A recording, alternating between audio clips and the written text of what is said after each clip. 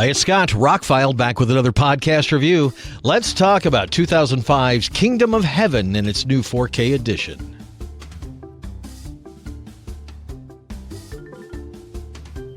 This Ridley Scott film, 20th Century Fox produced it back in the day, 2005, $130 million budget back in 2005. That was a lot back then.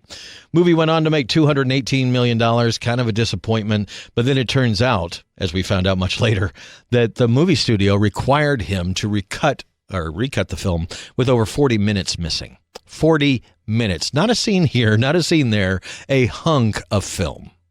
So the movie is quite a bit longer now, but you have a hard time finding the theatrical version. This blows the theatrical version away. There's some storylines that are restored. There's some storylines that go deeper. This is not my first time watching the director's cut. I actually rebought the film when they put out a special edition a few years ago on Blu-ray.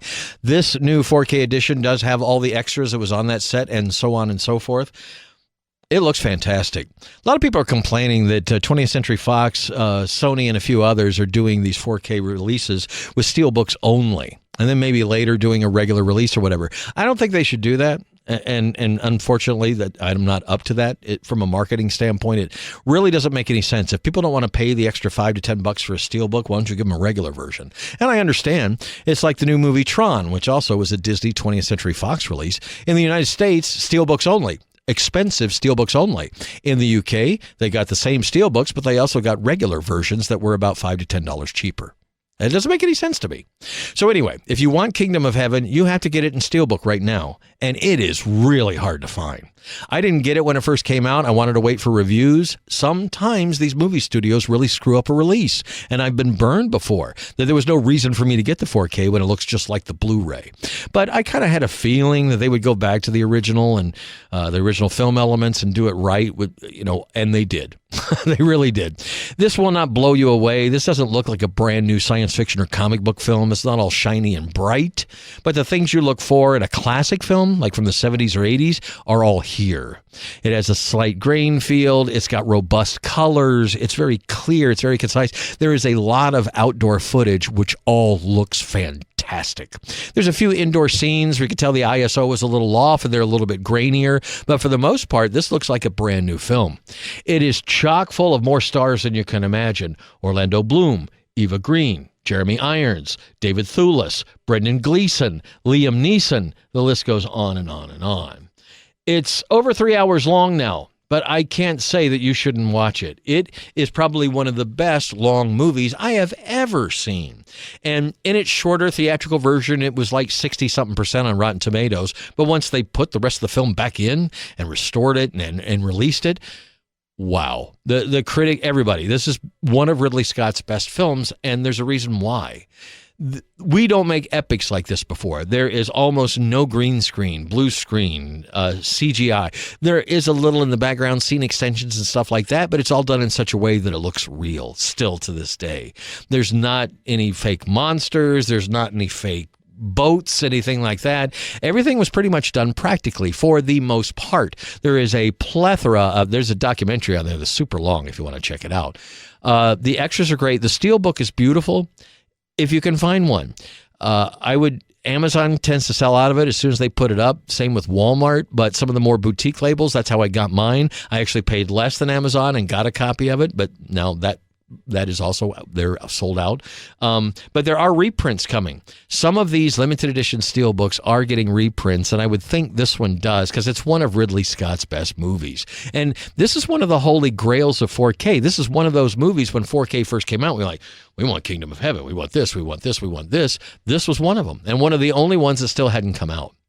So I'm sorry they limited it. I'm sorry it's only steelbook, but it is a really beautiful steelbook, and I'm glad it's part of my collection, but I'm a steelbook collector. But the movie, and having a long movie, they kept all of the movie on the 4K. The extras are on the Blu-ray. It has a high bit rate. It looks the best it's going to look. They didn't scrub it clean. It doesn't look like a brand new film, but it does look like a classic film should look. And I'm, again, blown away by the story, the acting, how it's all put together, the cinematography. I just think Kingdom of Heaven is one of those classic movies made 20 years ago that, well, it could have been made 40 years ago. It's just quality from beginning to end.